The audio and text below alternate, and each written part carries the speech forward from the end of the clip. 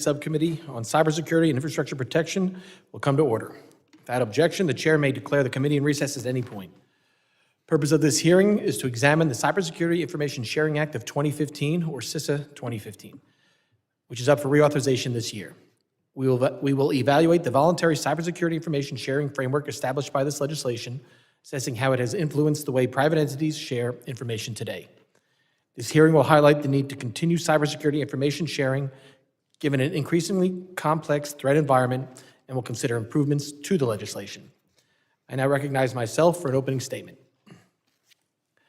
Information sharing is a critical component of our nation's defense against global cyber threats. From utility companies in rural areas to major banks on Wall Street, the private sector is on the front lines of the digital battlefield, frequently defending itself from malicious cyber actors. Securing the United States in cyberspace requires a whole-of-society approach, strong partnerships, and close coordination between industry and government at all levels. Our national resilience against cyber threats is reinforced by sharing threat information and best practices amongst all stakeholders. Nearly 10 years ago, Congress passed the Cybersecurity Information Sharing Act of 2015, establishing a framework for the voluntary exchange of cybersecurity information between private entities and the federal government.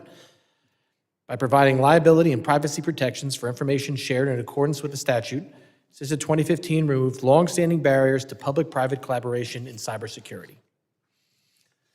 Over the past decade, the threat landscape has evolved significantly, with sophisticated nation-state and criminal actors increasingly exploiting cyberspace to target infrastructure and individuals.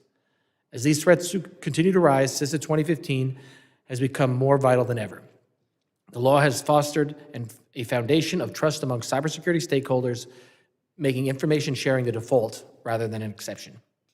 A significant volume of critical cyber threat intelligence has been exchanged between industry and government under this law. For instance, just this year, a major organization shared 84 formal reports reaching thousands of partner organizations. This doesn't include the numerous informal daily exchanges that are also protected by the law. This September, CISA 2015 is set to expire unless Congress reauthorizes it. As we've heard from many stakeholders, the liability and privacy protections provided by the law have facilitated better information sharing, helped secure networks, and improved our overall cybersecurity posture. The Cybersecurity Infrastructure Security Agency, which this subcommittee oversees, has played a crucial role in fostering these information sharing partnerships, a mission I look forward to continuing under the new administration. There are valid concerns that without these protections, the private sector would be less willing to share cybersecurity information either amongst themselves or with the federal government. Without these safeguards, we can be certain that our nation would be more vulnerable to cyber threats. I strongly support reauthorizing CISA 2015 and I've made it a top priority this year. I'm encouraged that just yesterday, Secretary Noem voiced similar support before the full committee. This hearing is a crucial step forward in the reauthorization process, and I look forward to incorporating feedback into a reauthorization bill. I'd like to thank our expert panel for being here. Your insights on how this law has been implemented across industry are invaluable. Some of you tracked or worked directly on this law since its inception. I look forward to exploring ways to maintain and potentially improve voluntary cybersecurity information sharing between the public and private sectors. I now recognize the ranking member, the gentleman from California, Mr. Swalwell, for his opening statement. Thank you, Chairman. And I was a member of the Intelligence Committee back in 2015 when the CISA 15 was enacted, and it was apparent to me then, even in the midst of very intense, vigorous debate, that we needed greater public-private cybersecurity collaboration. So I want to first just thank the witnesses for coming today and sharing their perspective, their members' positions, their industries' concerns, because we want to get this right.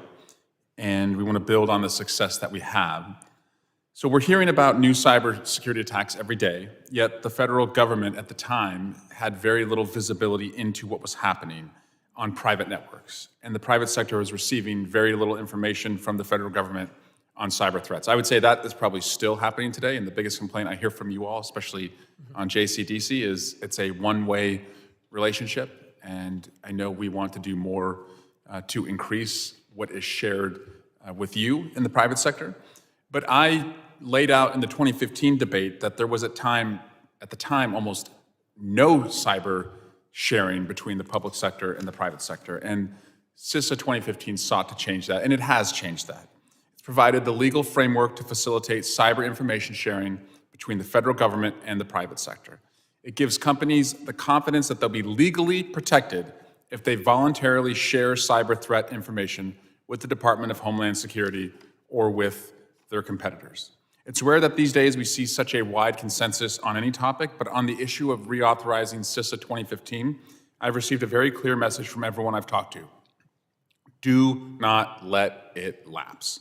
Stakeholders have consistently stated that CISA 2015 has drastically improved public-private collaboration, helping our cyber defenders better do their job. Of particular importance to me was that in 2015, that we addressed privacy and civil liberty protections and demonstrated that their effectiveness was in ensuring information shared with the government is protected and always used properly. As CISA 2015 was developed, I advocated for strong privacy protections, and I'm glad to see those statutory requirements have achieved their outcomes. We must move quickly to reauthorize CISA 2015 before it expires in September. Maybe we could change the name so it's not so confusing with the other CISA that we're working on. That is one change I think we would all welcome. Yeah, a good name change. While it's reasonable to discuss if there are ways to strengthen the law going forward, we cannot allow such discussions with such an imminent timeline to delay reauthorization. It's also important to remember there are steps that Congress and the administration can take in the interim after reauthorization. While establishing the legal regime to facilitate cyber information sharing, the maturation of Cybersecurity and Infrastructure Security Agency, the original CISA, has provided a central hub for public-private cyber collaboration across critical infrastructure sectors. If CISA lacks the people and forms necessary to receive, analyze, and share cyber threat information, CISA 2015's provisions will be rendered meaningless. One important step for Congress that I have been working with in this committee is to codify the Joint Cyber Defense Collaborative and better define its mission and structure. And I hope we get a vote on that again this Congress. And the administration should restore the Critical Infrastructure Partnership Advocacy Council, also known as CPAC, or establish a similar new entity that provides a mechanism for critical infrastructure collaboration. Finally, we must continue to support CISA's efforts to improve automated indicator sharing and implement its Threat Intelligence Enterprise Services Program. Again, I thank the witnesses for participating in this. I expect I will hear across the board the value of CISA, that there are reforms that we can put in place, but if it's deciding between not authorizing and trying to find better reforms and risking this lapsing, or reauthorizing something clean and then fighting and working together collaboratively ultimately to get reforms in the future, I think that you would choose the latter. With that, I yield back. Gentleman yields back. Other members of the committee are reminded that opening statements may be submitted for the record. I am pleased to have a distinguished panel of witnesses before us today. I ask that our witnesses please rise and raise their right hand.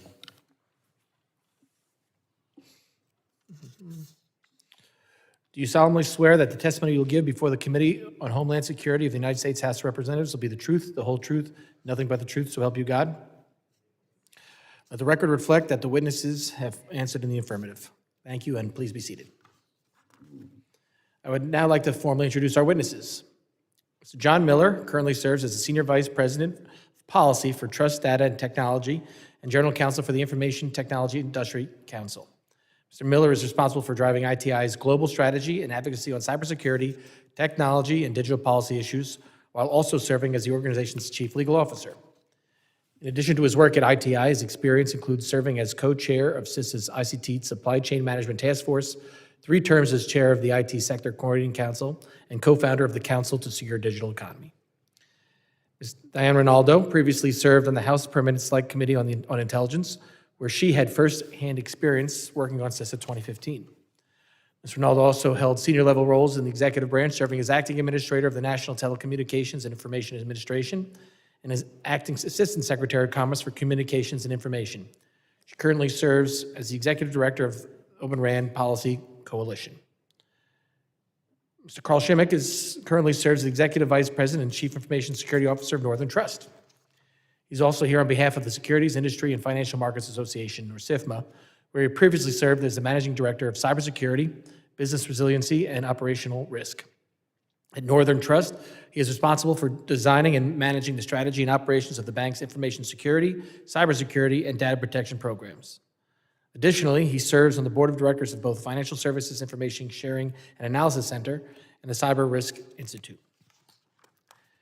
Ms. Kate Kuehn serves on the board of directors and is CISO-in-Residence at the National Technology Security Coalition, where she brings experience leading and advising cybersecurity, technology, innovative AI strategies, and teams to help shape the industry with better business security and risk decisions. In addition to her work at the NTSC, Ms. Kuehn serves on the board of directors for HYIS and Cybernetics. All right, wonderful. I thank the witnesses for being here today. I now recognize Mr. Miller for 5 minutes to summarize his opening statement. Chairman Garbarino, Ranking Member Swalwell, and distinguished members of the subcommittee, on behalf of the Information Technology Industry Council, or ITI, thank you for the opportunity to testify today on the critical need for Congress to reauthorize the Cybersecurity Information Sharing Act of 2015, or CISA-15, before it is set to expire in just 4 months. ITI is a global trade association representing 80 of the world's leading tech companies, and I lead ITI's Trust Data and Technology Policy team, including our work on cybersecurity, AI, and privacy in the US and globally. I've worked on cyber policy issues for nearly 2 decades and have extensive experience partnering with DHS, CISA, and other federal government stakeholders to improve cyber and critical infrastructure security, including currently serving in the leadership of the IT Sector Coordinating Council and ICT Supply Chain Risk Management Task Force. I've had the honor of testifying before this subcommittee previously on the related topic of security incident notification, so I know you appreciate that sharing cyber threat information is vital to improving the nation's cyber resilience and security by increasing situational awareness across government and industry and driving more effective operational collaboration to prevent and respond to cyber threats. The same principles underlying CIRCIA motivated Congress to pass CISA-15, and that law is as fundamental to our collective cybersecurity today as it was back in 2015. I want to underscore that any lapse in CISA-15 authorities would be an unfortunate step backwards, an unforced error that only stands to benefit cyber criminals, including sophisticated nation-state threat actors such as China, Iran, and Russia. The axiom that cybersecurity is a team sport is no more self-evident than in the context of information sharing, which dictates that those experiencing or observing an incident, vulnerability, or other indicators that a network or device has been compromised should share that information. Sharing these indicators of compromise and other threat intelligence helps defenders team up to prevent potential targets from becoming future victims.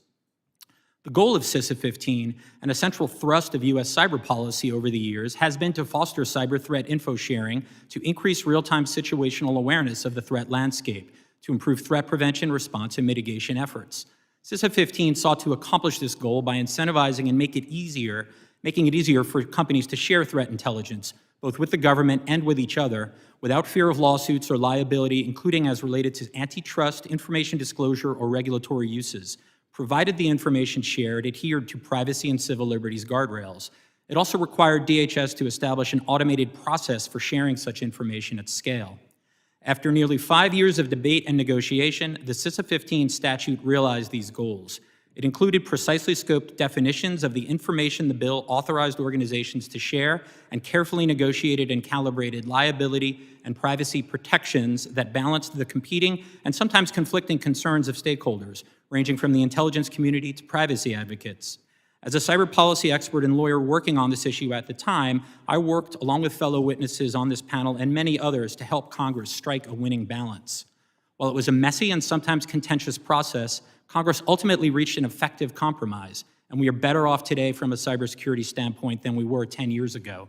The reality today is that organizations are benefiting more from cyber threat info sharing than they were before CISA-15 became law, and they are sharing and receiving via automated processes, not via spreadsheets.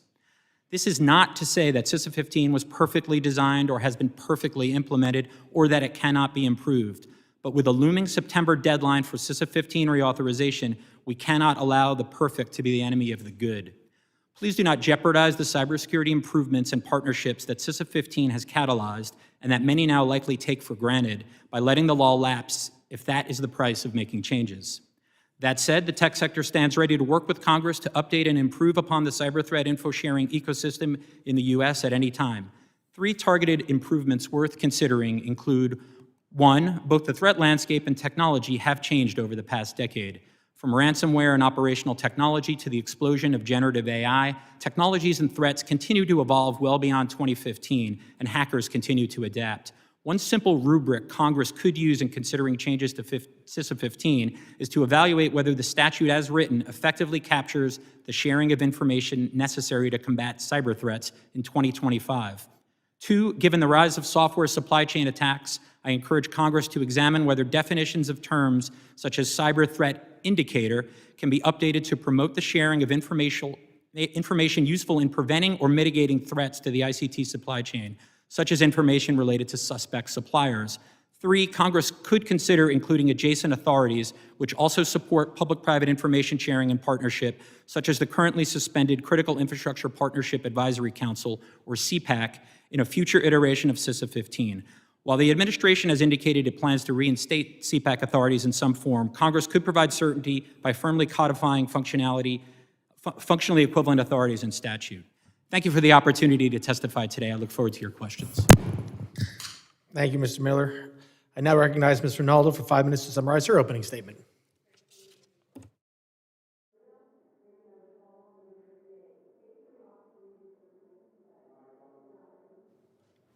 How's this? There we go. Okay. My name is Diane Rinaldo, and by way of background, I worked on the Cybersecurity Information Sharing Act from its inception to passage into law as a staff member on the House Permanent Select Committee on Intelligence. I am grateful to speak to the urgent need for its reauthorization. This act remains a critical legislative framework that has enabled meaningful cooperation between the public and private sectors. Yet the threat environment has grown dramatically more complex, and our approach must evolve accordingly. Now, when the original legislation was drafted in 2012, growing concerns about the frequency and sophistication of cyber attacks were already taking shape. In hindsight, those early warnings significantly underestimated the scale and complexity of today's threat landscape. Over the past decade, threat actors have become more capable and emboldened, outpacing both legislative safeguards and defensive technologies. High-profile attacks such as Salt Typhoon and incursions on the U.S. government have made it abundantly clear no sector, private or public, are immune. At the heart of the legislation, and what remains just as urgent today, is China's unrelenting assault on the U.S. economy through cyber-enabled espionage. Chinese cyber hacking stands out as one of the most strategically dangerous and persistent threats to national security. For over a decade, state-sponsored actors have conducted a sweeping and coordinated cyber espionage campaign targeting U.S. companies, research institutions, and government agencies. These operations have resulted in the theft of massive troves of intellectual property and trade secrets.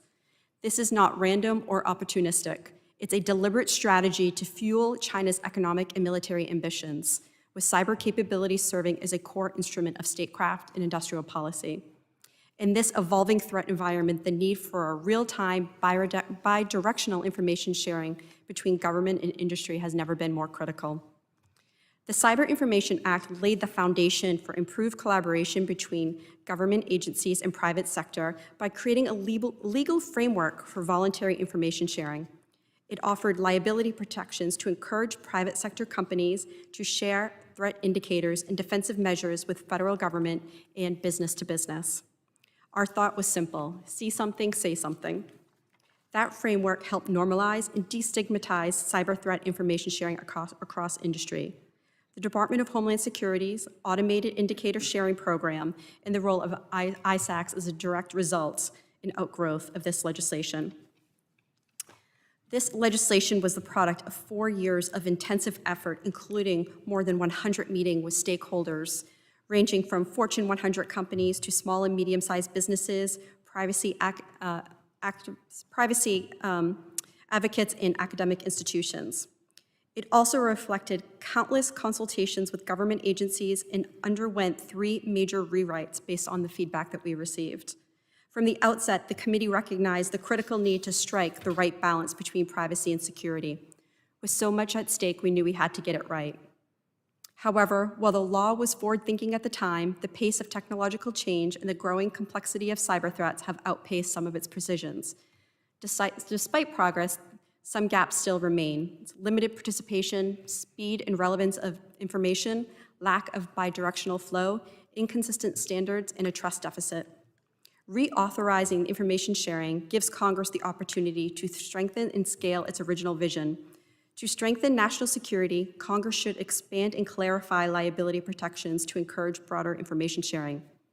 Additionally, federal agencies such as CISA must be required, not merely allowed, to share timely, relevant, and declassified intelligence with the private sector. Trust and engagement improve significantly when companies see tangible reciprocity. Cybersecurity is no longer a technical issue. It's a national security imperative that requires whole-of-nation coordination. No single company, agency, or state can defend against these threats alone. The adversaries we face, whether criminal networks or foreign governments, exploit our silos. We must instead leverage our strengths, the diversity of talent, innovation, and democratic collaboration. In closing, I urge the committee to quickly reauthorize this critical function. Let us affirm the importance of information sharing, strengthen the incentives and protections for participants, and build the trusted, interoperable, and actionable threat ecosystem our future demands. Thank you, and I look forward to your questions. Thank you, Mr. Rinaldo. I now recognize Mr. Schimmeck for 5 minutes to summarize his opening statement. Chairman Garbarino, Ranking Member Swalwell, and distinguished members of the committee, thank you for the opportunity to testify today on a matter of critical national importance, the urgent need to reauthorize the Cybersecurity Information Sharing Act of 2015. My name is Karl Schimmeck. I serve as the Chief Information Security Officer at Northern Trust and serve on the Board of Directors of the Financial Services Information Sharing and Analysis Center, or the FSISAC.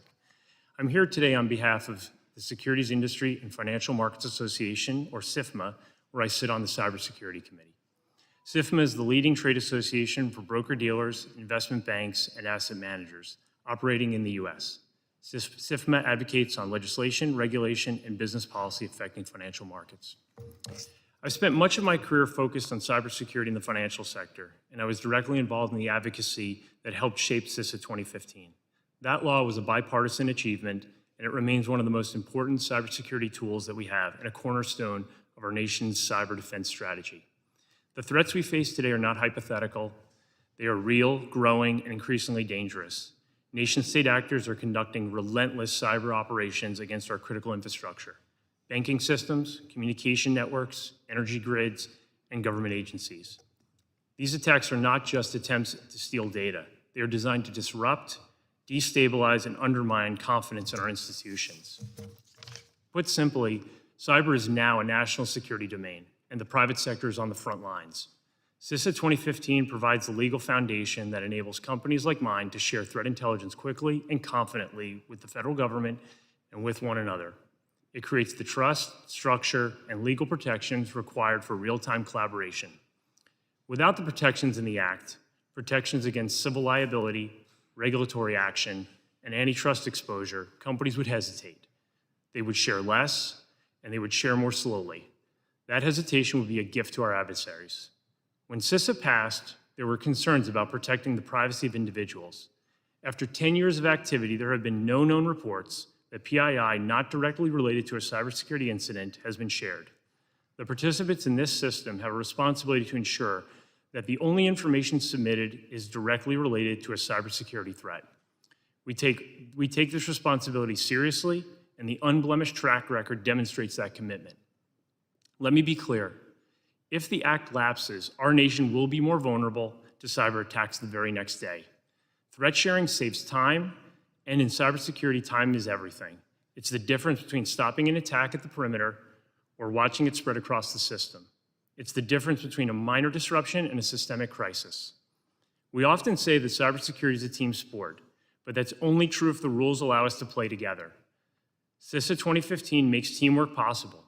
Recent events, including SolarWinds and CrowdStrike, clearly evidence the value of rapid information sharing, which helped to minimize the damage of these events. That's why we are calling on this subcommittee and the full Congress to act swiftly and decisively to reauthorize the Act, without delay and without changes. We cannot afford a gap in our defenses, not now, not with the threat landscape evolving by the day. We are not asking for new authorities. We are asking to preserve what already works, a proven framework that enables trust, protects privacy, and makes us all stronger. The Act is not just a legal mechanism, it's a force multiplier. It has created a trusted architecture for cyber collaboration. To let it expire would to be knowingly dismantle the critical defense layer at a precise moment when we need it most. In closing, I'll leave you with this. Cyber threats don't take breaks, and they don't wait for legislative calendars. If we hesitate, we expose ourselves. If we act, we protect the nation. Thank you for the opportunity to speak today, and I look forward to any questions. Thank you, Mr. Schimmeck. I now recognize Ms. Kuehn for 5 minutes to summarize her opening statement. Chairman Garbarino, Ranking Member Swalwell, and members of the committee, thank you for the opportunity to testify today in support of reauthorizing the Cybersecurity Information Sharing Act of 2015 and the importance of public-private partnerships in protecting our national security. My name is Catherine Kuehn, and I'm a board member of the National Technology Security Coalition and serve as their CISO-in-Residence. Established in 2016, the NTSC is a not-profit, nonpartisan organization that advocates for the Chief Information Security Officers, Chief Privacy Officers, and Senior Security Technology Executives. NTSC's mission is to advance cybersecurity policies that protect critical national infrastructure and foster strong collaboration between the public and private sectors to secure our digital landscape. As a part of this mission, we've been deeply involved in shaping the national conversation on cybersecurity, including advocacy for the creation of the Cybersecurity Advisory Committee. The Cybersecurity Information Sharing Act of 2015 has long been a cornerstone of our national cybersecurity strategy. Since its inception, this law has fostered collaboration between industry leaders and federal agencies, enabling the identification and mitigation of cybersecurity threats. One second. The legal protections offered by CISA encourage private organizations to share information without fear of repercussions, enhancing the nation's ability to respond to cyber attacks. It facilitates the exchange of critical cyber information threats between private sector companies and federal government. CISA provides incentives for companies to share cybersecurity threat indicators, such as software vulnerabilities and malware, with the Department of Homeland Security, DHS. This collaboration is crucial for preventing data breaches and attacks from cyber criminals and foreign adversaries. This law has been pivotal in addressing some of the most significant cyber threats over the past decade, including high-profile incidents like the SolarWinds breach and more recent Volt Typhoon and Salt Typhoon campaigns. These attacks underscore the growing sophistication and scale of cyber threats we face today. As noted by Senators Gary Peters and Mike Rounds, allowing CISA 15 to lapse would significantly weaken our cybersecurity ecosystem and undermine the ability to address these sophisticated threats. Moreover, a lapse would remove essential liability protections and hinder defensive operations across critical sectors. The protections under CISA 15 have provided legal certainty for companies that might otherwise hesitate to share critical data threats. This safe harbor provision has been crucial in fostering a culture of trust and collaboration. With this legal protection, the flow of vital threat intelligence would slow, hindering both proactive and reactive cyber defense efforts. Cybersecurity is a team sport, one that requires collaboration between government and private sector. Information sharing is essential for national security as cyber threats become increasingly sophisticated. The current global cyber threat environment demands constant information exchange between these sectors to protect the nation's critical infrastructure. CISA 15 has been instrumental in supporting this collaboration, particularly through initiatives like the Joint Cyber Defense Collaborative, which unites federal agencies and leading private sector companies. Unfortunately, the recent termination of the Critical Infrastructure Partnership Advisory Council, the disbandment of the Cyber Safety Review Board, and the dismissal of members of the Cybersecurity Advisory Committee have undermined public-private cooperation in cybersecurity. These advisory bodies have played crucial roles in fostering dialogue and sharing best practices between government and industry. Their loss has created a gap that must be addressed. The importance of public-private partnerships is further emphasized by the fact that critical infrastructure sectors, such as energy, finance, and healthcare, are predominantly managed by private companies. These industries rely on timely and accurate information to protect themselves against attacks from nation-state actors, cyber criminals. Information sharing is crucial for defending against complex state-sponsored attacks, such as those originating from Russia, China, and North Korea. The NTSC was directly involved in creating the Cybersecurity Advisory Committee, which was introduced in 2019 through bipartisan legislation. A bill aimed at establishing an advisory committee composed of highly skilled cybersecurity professionals responsible for protecting enterprises across all primary business sectors. The advisory committee would serve as a valuable cyber resource, providing unparalleled insight and expertise to the Director of Cybersecurity Infrastructure Agency and Homeland Security.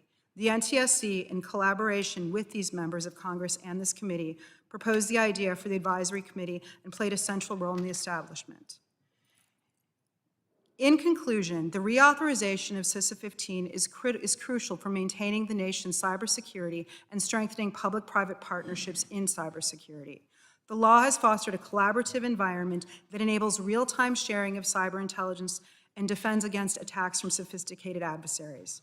We urge Congress to prioritize a clean reauthorization of CISO-15 and to ensure that we continue to look at areas we can focus on joint public-private cybersecurity collaboration.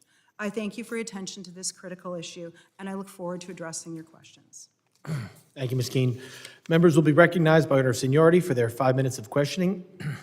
I want to remind everyone to please keep their questioning in 5 minutes. Yeah, sometimes we go over. It's okay. An additional round of questioning may be called after all members have been recognized. I now recognize the gentleman from Florida, Mr. Jimenez, for 5 minutes of questioning.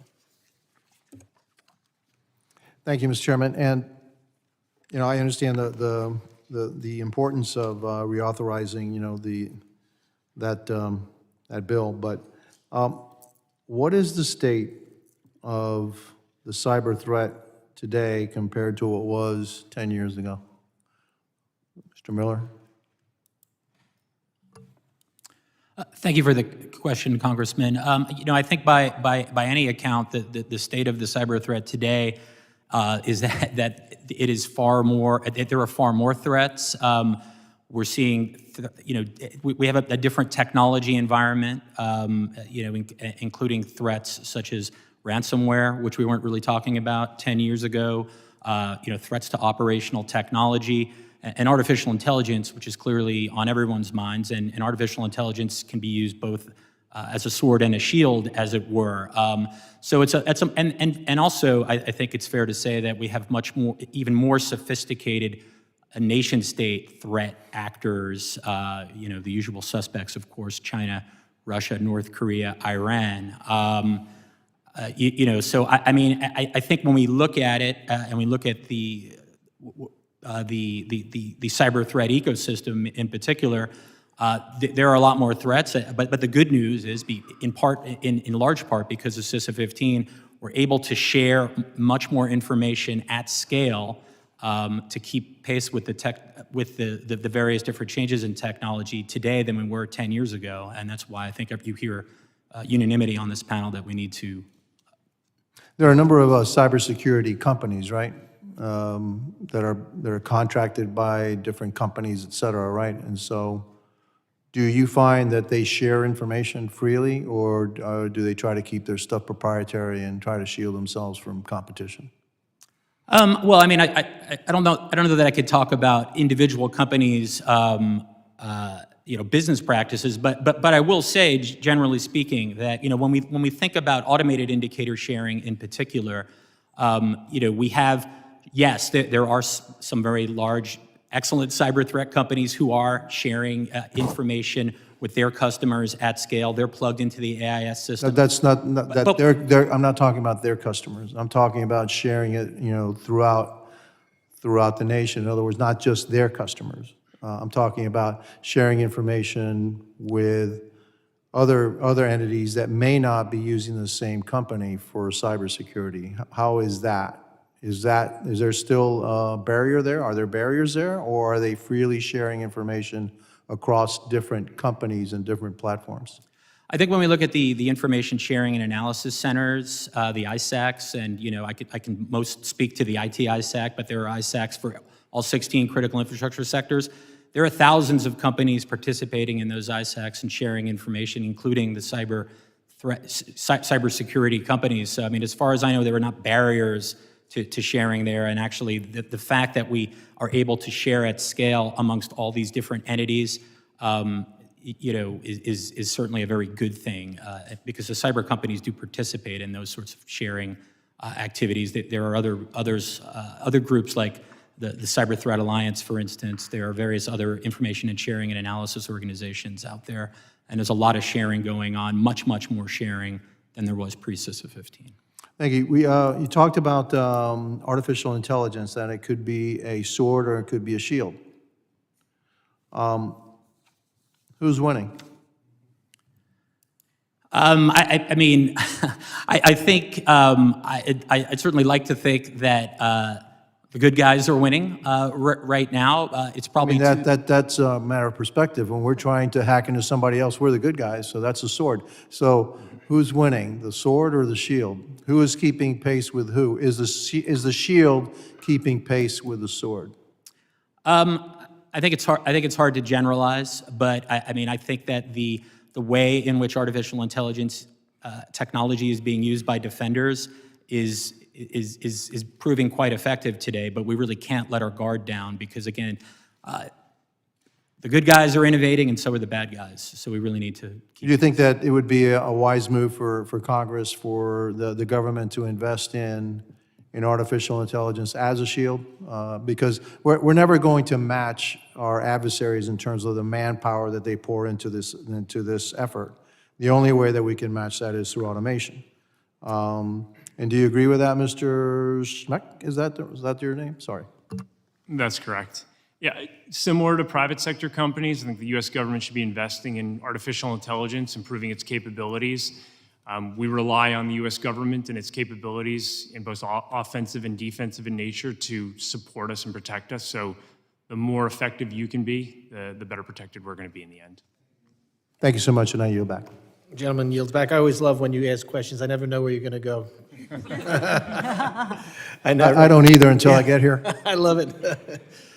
I now recognize the gentleman from Rhode Island, Mr. Magaziner, for 5 minutes of questions. Thank you, Chairman. The Cybersecurity and Infrastructure Security Agency, CISA, leads our nation in securing businesses, critical infrastructure, and the government from cyber criminals, hackers, and adversarial countries.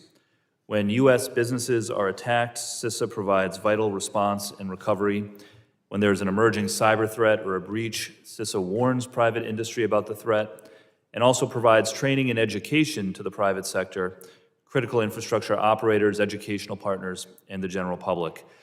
The absolutely vital work done at CISA makes our country safer from the growing threats in cyberspace.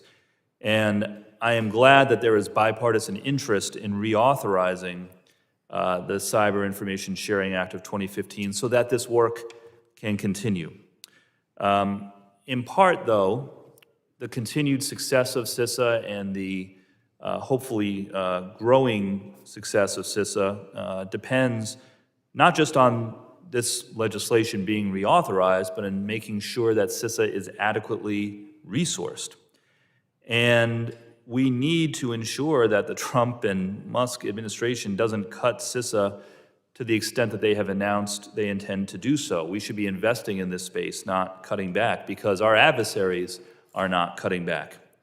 And if we're going to believe that the administration takes cybersecurity seriously, then we're going to need to see from them a reversal in their plan to cut nearly $500 million from CISA's budget, which is what was proposed in the administration's fiscal 26 budget.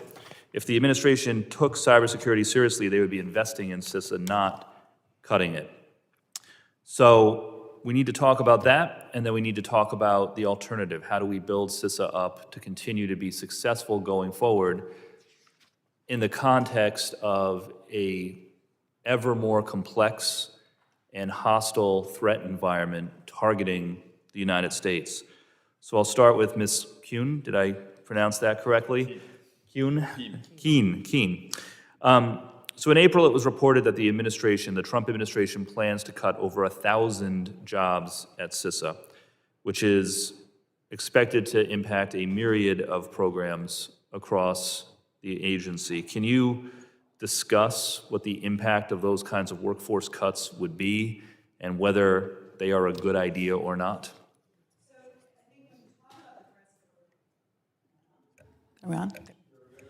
If we talk about the threats that we're facing right now, you were asking about adversaries earlier, and one of the critical roles that CISA is playing right now is that we really have, with the advent of AI, and specifically generative and agentic AI, 3 types of threats right now.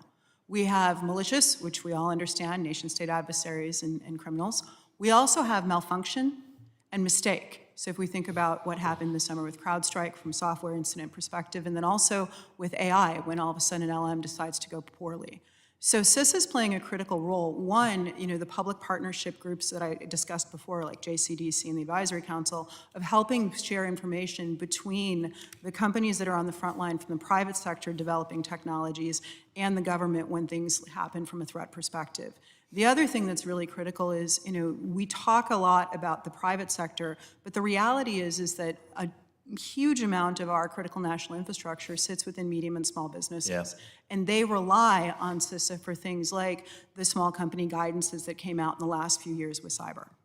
Yeah, I think that's such an important point. I mean, one of the things that I think the general member of the public doesn't fully appreciate unless they're deep in this stuff is that, when our adversaries, particularly the state actors, China, Iran, North Korea, others, are trying to hack into U.S. systems, it's not just the big government agencies like the Pentagon or the big companies like Northern Trust, but small and medium-sized businesses, and also all of these local utilities and local governments all across the country. And we hear about these cases in classified settings, but there are also plenty of cases that have been publicly reported of local water systems, local airports, et cetera. So again, just getting back to the issue of resources and workforce, CISA has, thousands and thousands of customers that it needs to interface with, small businesses, small localities. So again, how important is it that we maintain a strong workforce at CISA in that light? So I'll give an example, and you talk about the small businesses and the importance of CISA. Not long ago, I was on a plane chatting with the woman next to me. She was on her way to Florida because she was meeting her husband and her grandkids, and her husband was retiring from his job. What do you do? Well, he was a concrete distributor in Dallas, and she explained to me that they were selling the company was going out of business basically, because she literally went, there was one of those ransomware attack things. He borrowed my phone and did something for business on my phone, and we had a ransomware thing. And there was a gang in Turkey, and this is her explaining this to me, who charged us $6 million. And it was just too hard to clean up. We don't have the ability of understanding the cybersecurity, and so we just gave up and we're closing the business and he's gonna retire. That's the issue we're facing here.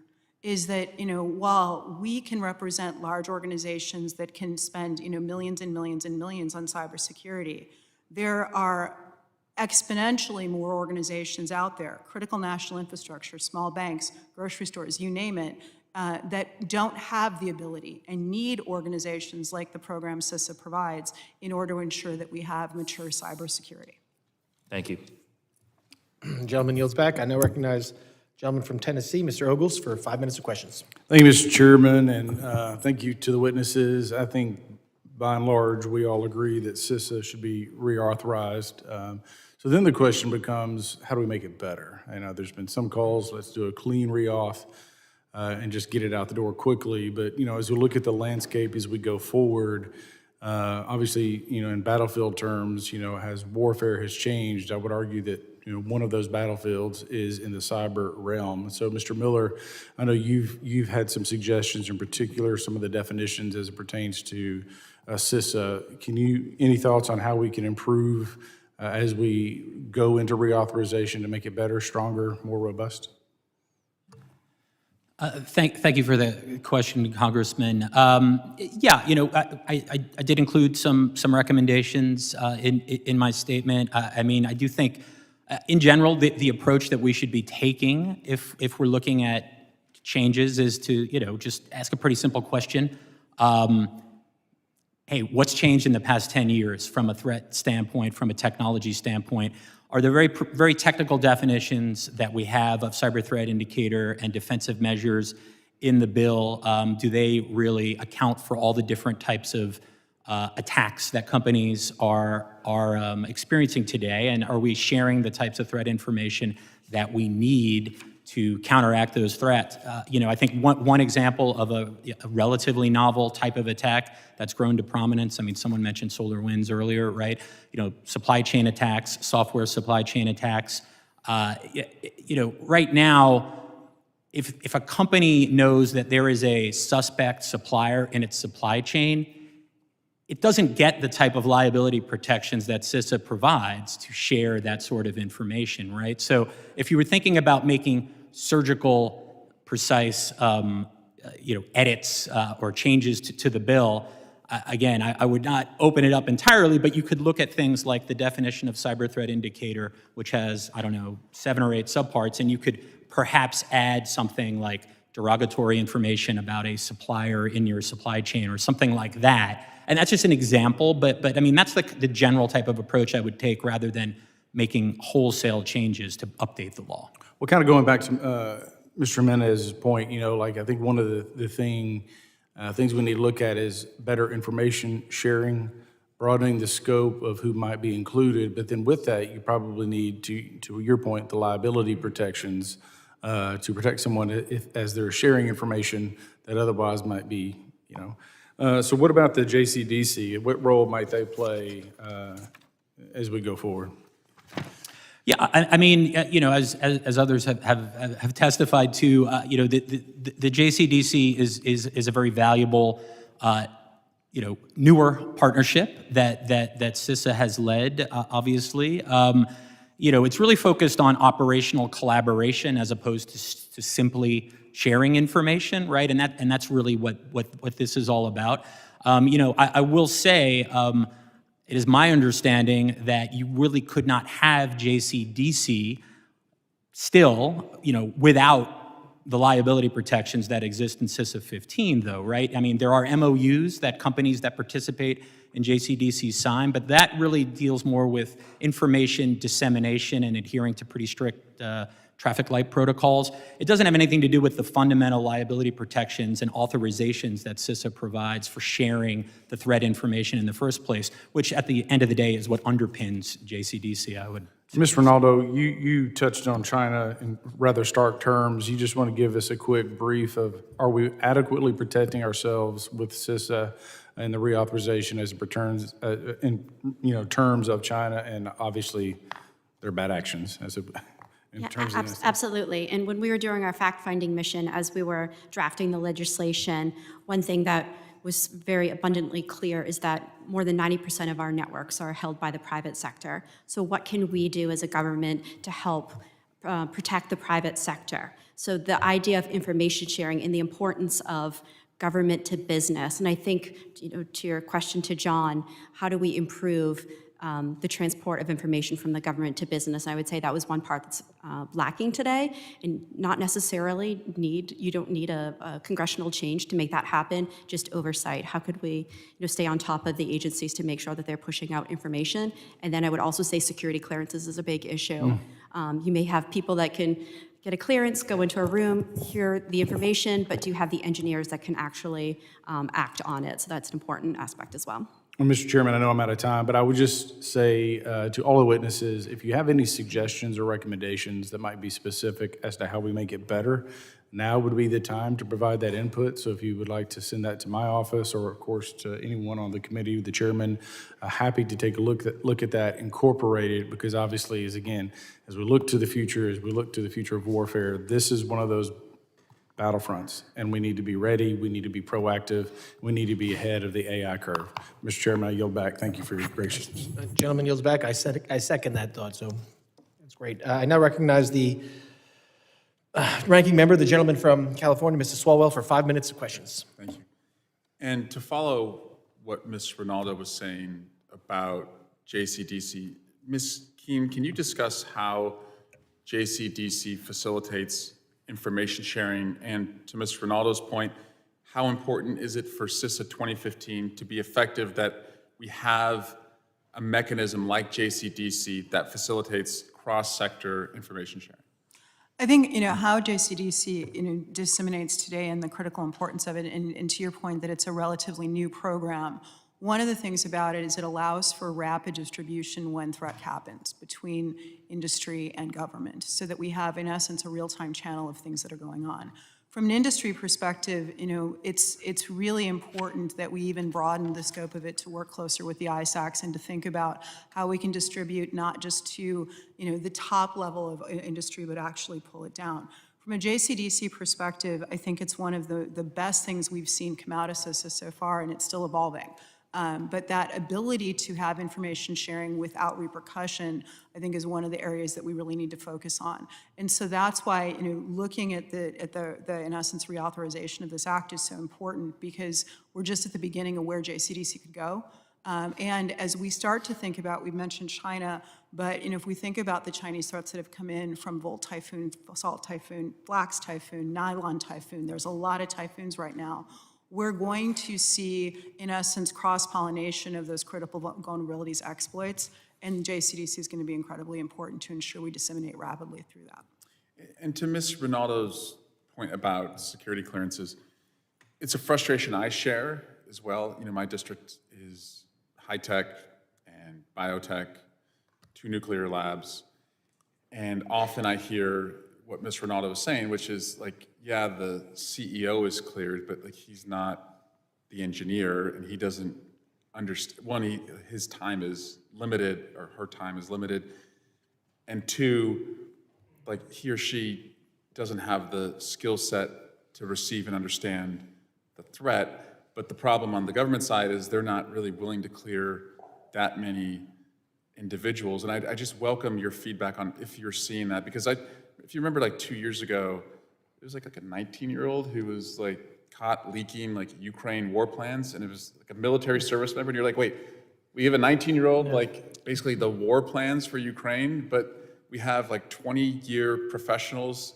who we could give like one-day passes or more information to better protect critical infrastructure, and we're like cautious about that. So it just seems like we've got the priorities crosswise, but I'd welcome feedback from you, Ms. Kuehn, on that. It's interesting, I've been in cybersecurity for over 25 years, and some of the first attacks or hacks I dealt with were nation-state level attacks going around the financial services network. If you can imagine, I was 23 years old walking roofs with Scotland Yard and looking at data center break-ins, and then some of the first financial services attacks. I have never held security clearance in the United States. Been a risk executive of 2 Fortune, 25 companies. The reality is that we do need to re-examine how we look at clearance, but we also have to think about the fact that, cybersecurity is to some degree, and we talked about it, a team sport. I've known 15-year-olds who've had, inventions become state secrets and, housed in the NSA, and I've known, 90-year-olds who still sit on boards and talk about cybersecurity. We need to make it, the reality of today's risk is that cyber risk is now business risk. And it's a question of how we look at protecting all the different areas companies look at risk from financial, operational, resilience perspective, everything. And so from a clearance perspective, it's getting the right individuals in an organization cleared to ensure they understand, but also to make it more of a common language so we understand the impact risk has on our organizations.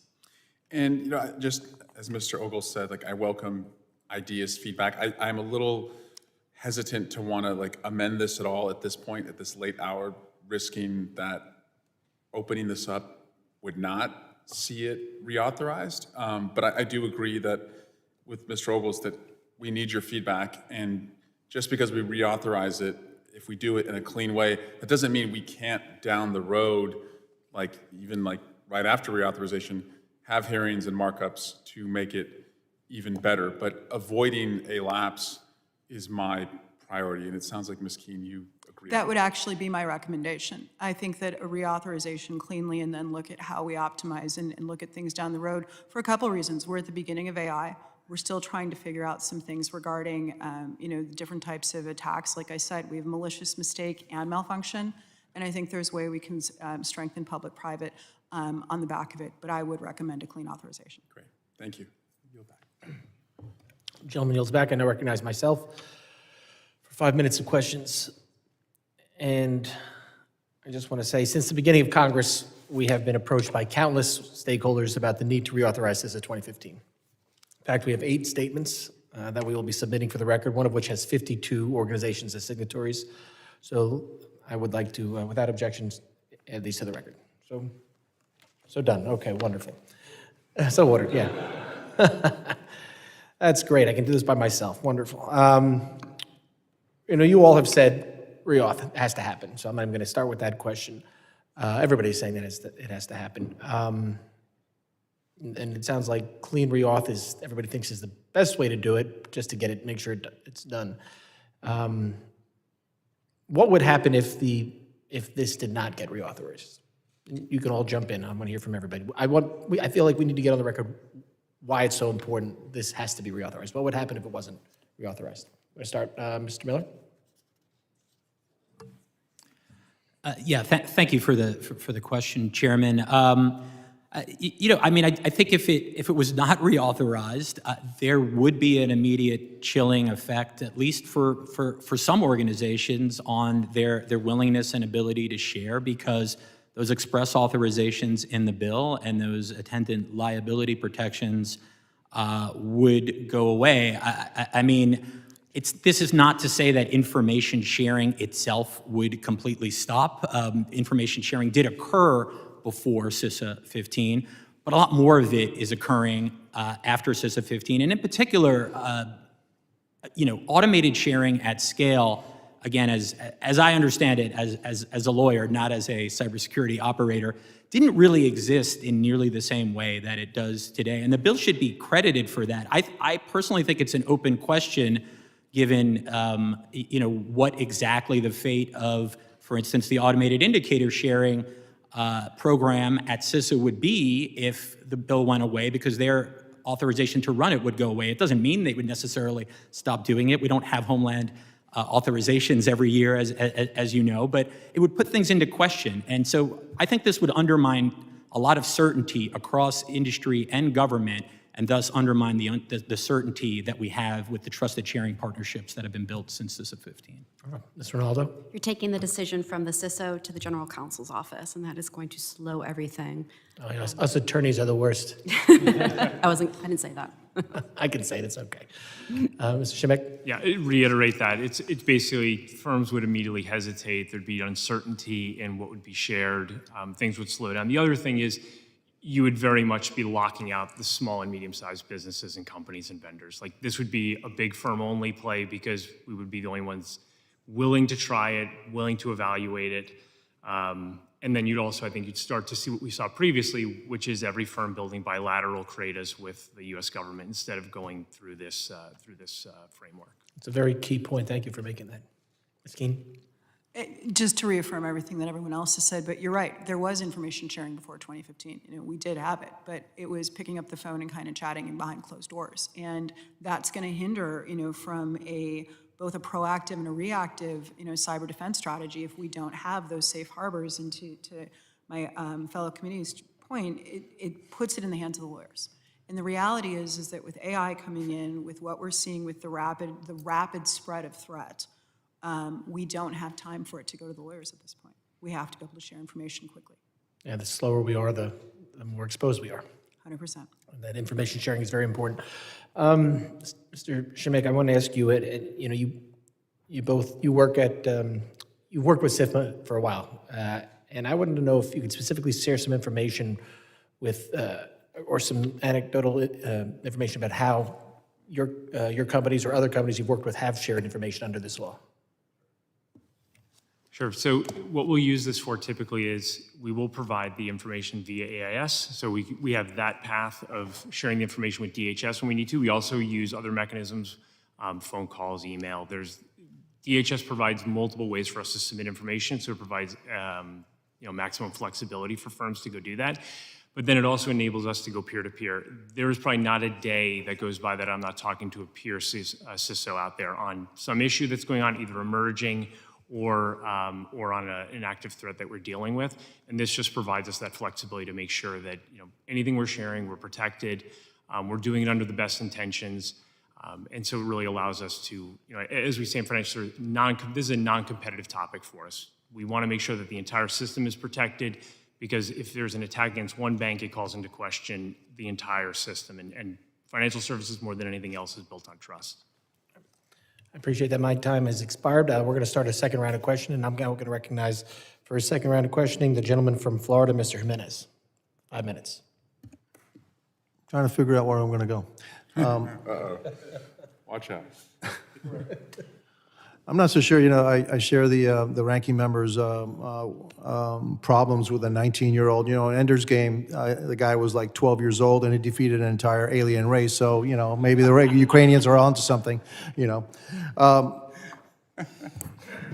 So that's where I was going. So my question is, and anybody can answer this, are we as a country spending enough? Because I do believe that at the end, the solution is not going to be, we need a number of people, but with artificial intelligence, I can see the day that you're going to be both on the offensive and defensive side. You will have literally millions of attacks per minute being launched and counter-launched and defended against, and then the system's learning from each other and probing and defending, probing, and then basically almost at the speed of light, right? No, we can't have, there's no way we can ever fund that many people, right? And so, are we investing enough as a country in artificial intelligence in order to protect us from what we know is going to be the threat, which is really artificial intelligence launched cyber attacks, on our country and our infrastructure and everything? Are we investing enough in artificial intelligence that will counter that?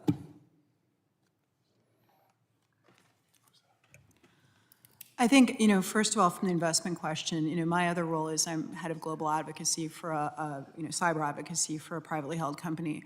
And from an AI perspective, we've invested over $500 million and $1 billion in lab just to look at all the different technologies that are coming in right now, both from a proactive and a reactive AI perspective.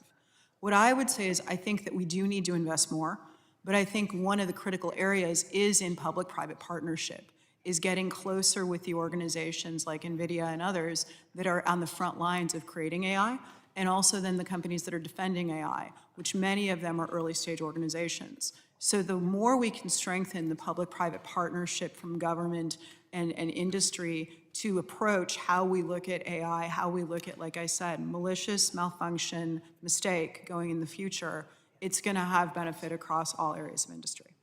Are we unified in an approach, or is everybody just doing their own thing as individual companies? Is CISA doing its own thing? Is DoD doing its own thing? Is Oracle doing its own thing? Or would it be beneficial to maybe have some other different kind of legislation that kind of starts to focus it all? Because it's a mutual defense system that we really have to build here. Not just, okay, DoD's protected, but it's too bad that our critical infrastructure wasn't, right? So are we there? Where are we with that? Is everybody just developing their own, or do we have some kind of strategy to kind of focus in on that to develop, instead of the golden shield, right? This will be the cyber shield, right? Which is, it's going to be artificial intelligence. That's the way it's going to be. Where are we on that? So I would say that different agencies are focusing on it for their specific needs. There's not one holistic approach to it, but more of a buckshot, if you will.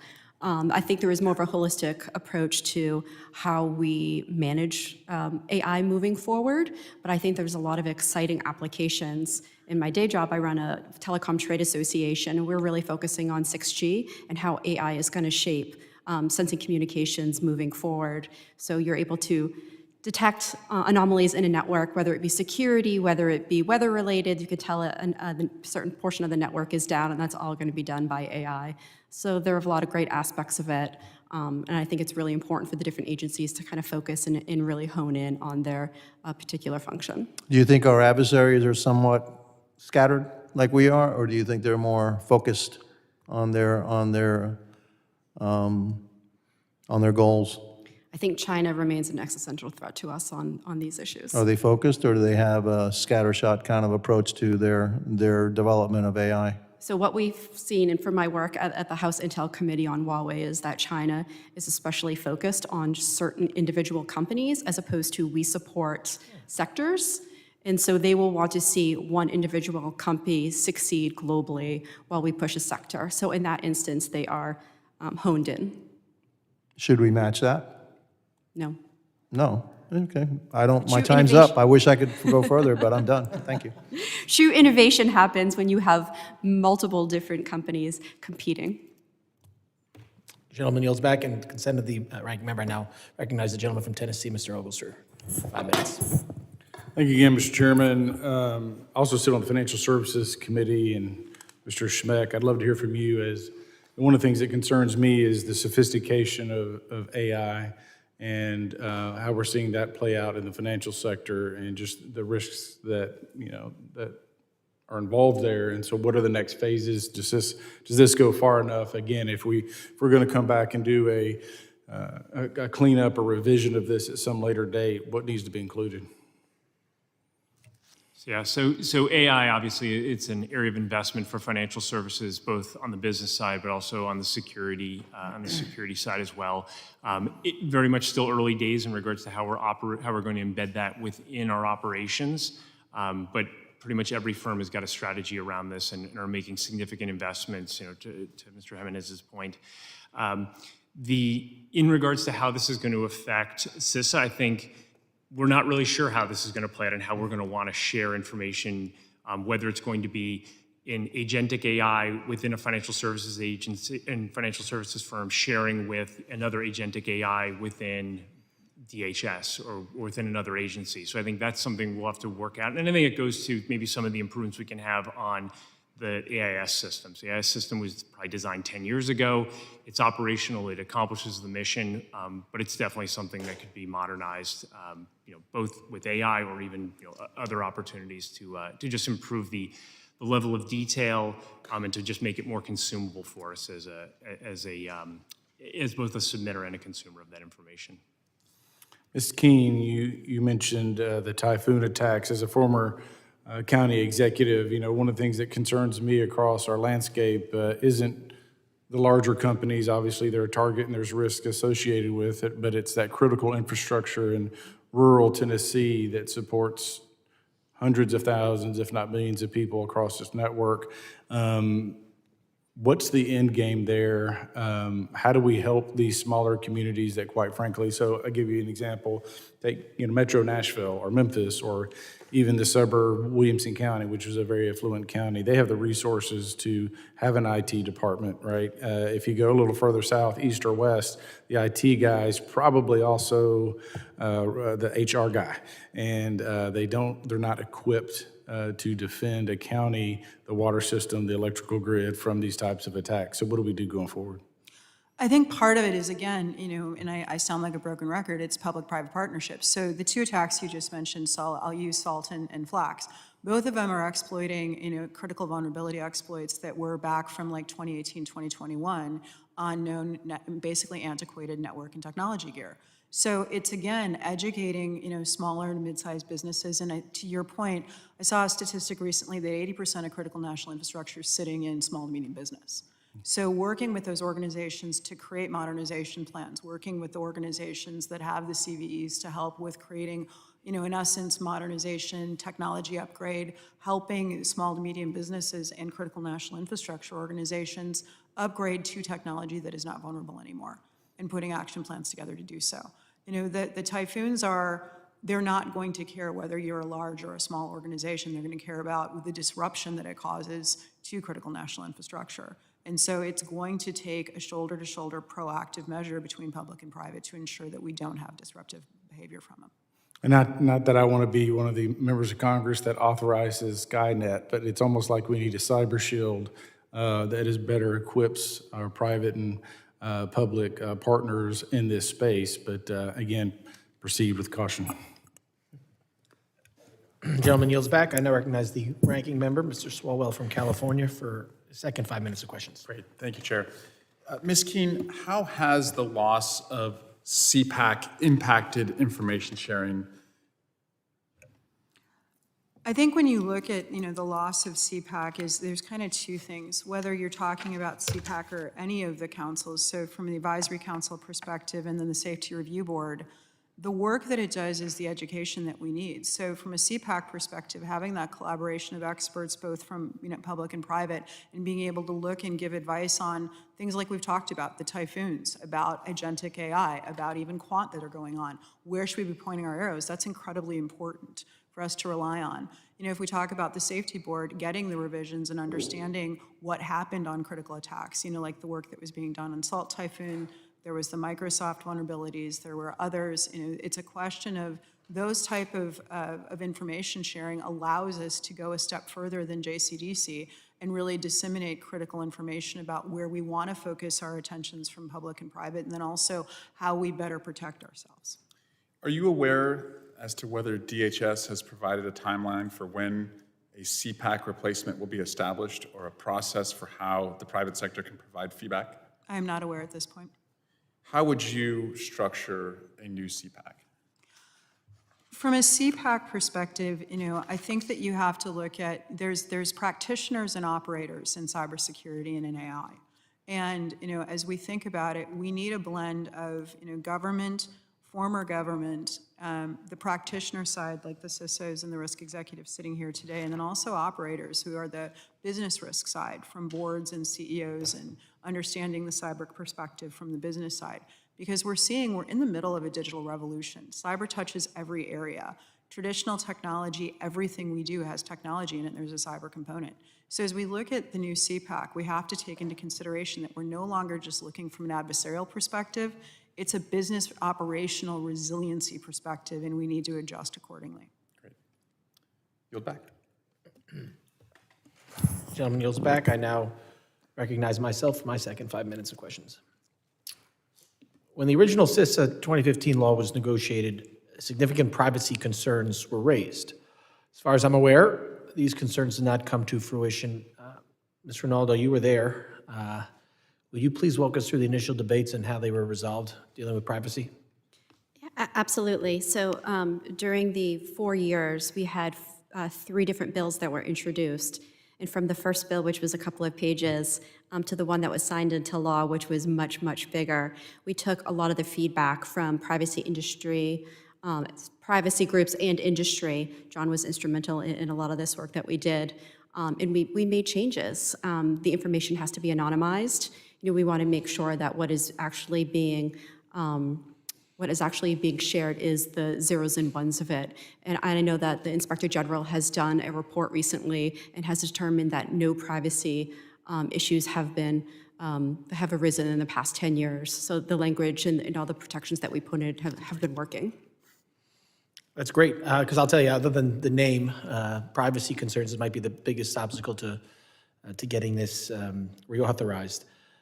So the fact that you haven't, that report has 0 reports of privacy breaches is great. Mr. Miller, you were also instrumental, as we all just heard Mr. Rinaldo say. Have you heard of any privacy-related concerns over the last 10 years the law's been in effect? No, and I think that's a pretty compelling evidence that the bill itself and the structure and the protections that were put in place to protect privacy and civil liberties worked. If I could add one other protection that I think was very important to what Diane said, actually having DHS serve as the central hub, what we kind of called a civilian interface at the time, was very important. If you think about what else was going on during this time, there was a lot of suspicion about sharing, and in particular about surveillance agencies in light of the Snowden disclosures, for instance. And so I think that the protections that Diane mentioned, requiring the stripping out of PII was very important, but also sharing through DHS and then having DHS share across the federal government was a good innovation, I think, of the time as well. Mr. Schimmeck, anything to add there regarding privacy? Just the only thing I would add to it is, number one is I made my statement, we have not had anything realized in regards to any disclosures. Also, from a financial services industry standpoint, we take privacy extremely seriously. It's something that's core to how our business operates. So having those protections in there and really the focus on it in the act and the bill is really important. Ms. Kuehn? I would agree. I think, they've summed it up. There really has not been any, to my knowledge, concerns from a privacy perspective. And I think that that's one of the reasons that a clean authorization of it, from a renewal standpoint, is just critical. We can change what we need to change later, but what's working right now from a fundamental perspective is working. And that was my follow-up question, and you said clean reauth, which means you would all agree that there was no need to change the language when it comes to privacy, correct? Yes. Yeah. Yes. They all said yes for the record. Thank you very much for that. I do want to get to one more because we're talking about information sharing with the government, private to government, but can you all talk about some reflections on how this legislation changed information sharing amongst private to private entities and how it fostered that information sharing? Feel free to jump in, whoever wants to. I mean, I'll jump in. Talking to, for instance, the executive director of the ITISAC recently, it does seem like, and talking about some of the types of things that CISO-15 really has allowed the private sector to do. I mean, I think there are criticisms of whether the private government sharing can be better. I mean, we've heard some of those already today. But the private to private sharing is really a critical and maybe sometimes overlooked aspect of what CISO-15 really enabled. Again, if you look at the ISACs, again, some of the ISACs have less than 100 people. Some of them have thousands of companies involved. You look at the National Council of ISACs, the state and local, tribal and territorial ISAC, all of these ISACs allow, it's kind of a concept of the few protecting the many, and they're very important in particular for those small and medium-sized businesses who can perhaps participate through ISACs because they don't have $1 million budgets to spend on cybersecurity. So I think there's really been a pretty dramatic increase in private to private sharing that has been enabled because of CISO-15. Wonderful. All right, well, I'm now out of time. I really want to thank you all for being here, and I think you can tell by the fact that we all stayed for our second round, and we have such a big crowd in the back that this is a very important hearing, and people understand its importance. Again, I said it was wonderful that the Secretary mentioned it yesterday, that she wants to see reauthorization. That's the second time I've heard her publicly say that, which is great. So I want to thank you all for your valuable testimony and for the members for their questions. The members of the committee may have some additional questions for you all, and we would ask you to respond to these in writing. Pursuant to Committee Rule 7E, the hearing record will be held open for 7 days. Without objection, the committee stands adjourned.